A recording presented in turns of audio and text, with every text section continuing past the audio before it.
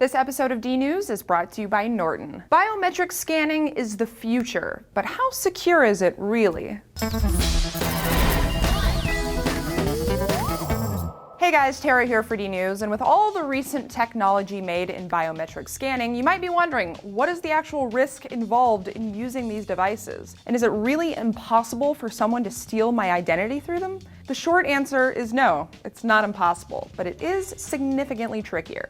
It's helpful to think of your fingerprint in the same way you think of a credit card. It's really just a string of numbers run through a computer network. The difference is, unlike credit card numbers or passwords, your fingerprint can't be lost or misplaced. But it also can't be changed once it gets stolen, and that's where the real security issue comes in. When you consider that all of that information is stored in a database somewhere, then that's what the hackers are going to target. And assuming there's no encryption involved, once that information gets stolen, there are tons of ways to take advantage of it. Many of the companies that manufacture fingerprint scanners like to claim that their technology is unbreakable. But as the Mythbusters proved back in 2006, all it takes to steal one is a little bit of dedication.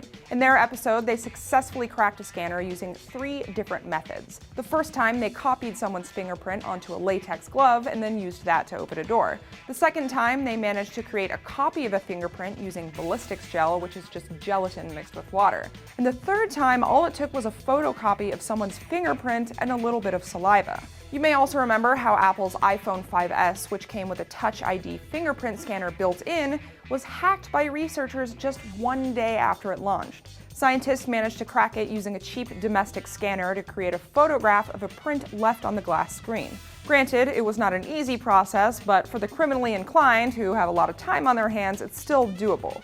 So what about eye scanners? Lots of companies are currently dabbling in both Retina and iris scanners, but how do they work and how secure are they? Retina scanners work by shooting an invisible infrared light into your eyeball and measuring the pattern of light that gets reflected back, which is unique for every person.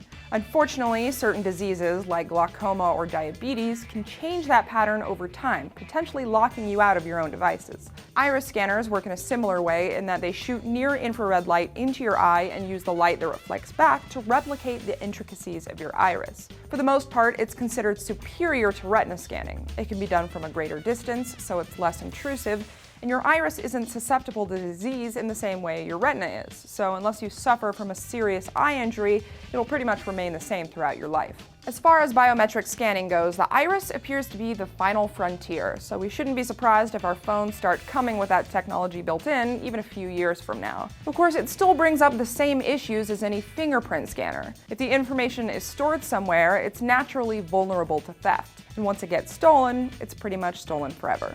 Fortunately, there's already software out there to protect you from identity theft and other dangers online, so big thank you to Norton for protecting the vulnerable among us and for sponsoring the show.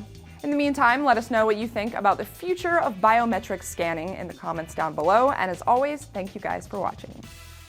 This episode of DNews was brought to you by Norton.